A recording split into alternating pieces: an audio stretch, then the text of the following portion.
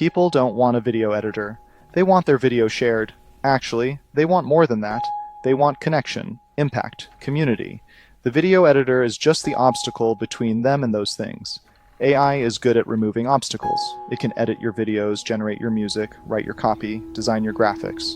If all you want is the output, that's a gift. But extend that logic far enough, and you hit the fear everyone's circling. If AI can do all the work, what's the point of working at all? That question gets it backwards. It assumes work is something we endure to reach the output, an obstacle in itself. But we're not just creatures of comfort. We're creatures of craft. Working, real working, the kind you choose, is a core part of being human. The point isn't to eliminate all work. It's to eliminate the work you don't want to do, the utilitarian and the artisan. Here's the framework I keep coming back to. For any given activity, you're either a utilitarian or an artisan. The utilitarian wants the output.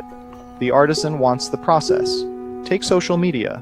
Most people would love to have a presence, be seen, share their perspective, participate in a community. But the friction is enormous. Video editing, platform management, content strategy, learning new software. It's a Herculean task. If most people could hand off their photos and videos to someone who put together authentic content for them, maybe with some thoughts or quotes relevant to their industry, they'd happily do it. The problem has always been cost and coordination. Even with a team, you're managing that team, explaining your vision, and spending heavily. Do it yourself. Good luck juggling all the platforms. AI changes that equation. And for most people, utilitarians, that's a gift. Given a product that generates authentic content for them, they'd gladly take it. But then there's the artisan. I once traveled with a social media influencer, 4 or 5 million followers, famous for her surrealist Photoshop integrations with the places she visited. Giant mushrooms, dreamy color palettes, it's everything orange. They were visually stunning. But beyond the art, she understood the craft, what angles work, what posts perform, when to ask someone to retake a photo. She started not because she wanted millions of followers, but because she loved doing it. The craft was the point. Nobody likes to practice. The CEO of Suno, the AI music generation platform, said in an interview that nobody likes to practice, nobody likes making music.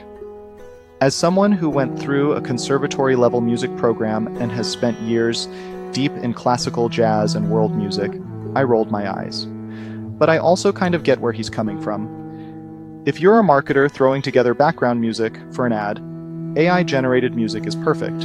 It's a utility. The cost of hiring musicians for something that disposable may not be worth it. And yes, that's disruptive to the creative economy. It displaces real workers. But when all someone needs is the output, they'll almost always choose the fast and cheap option. That doesn't mean nobody wants to make music. When I think about making music myself, the appeal of AI generation drops. I'm not a purist. I'd love to explore AI as a new creative frontier. But I am fundamentally a craftsman. I want creative direction. I want control. I want to make the thing, the drummer's grip. For my first album, I wrote every single note. The only unscripted parts were the drummers and some of the bassist's work. I'm proud of it as a snapshot of who I was, and maybe it was just an exploration of what I could do, but it was exhausting. Now I think of it more like a drummer's grip. You want control, but you're not white-knuckling it. You know gravity will do some of the work for you. So you pick top-tier collaborators, give them a direction, chords, a feeling, an idea, and let them roam within it. Then you go in at the editing stage and make adjustments. A lot more magic happens that way. Direction without dictation. That's the artisan's balance, the needle in the haystack. People think AI is going to replace everything, that nobody's going to want to put work in, make music, make art, make videos. That's not quite the case. It's going to allow more people to enter the fray. And yes, that almost certainly creates a needle in the haystack problem where everyone can generate something passable, and it becomes harder for artisans to stand out. People will have AI-generated Spotify playlists that rival most musicians' work.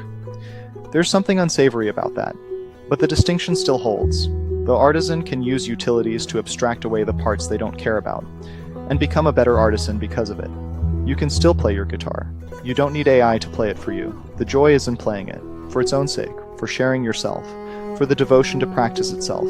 Use AI for the things where you're a utilitarian, and for the things you love, be the artisan.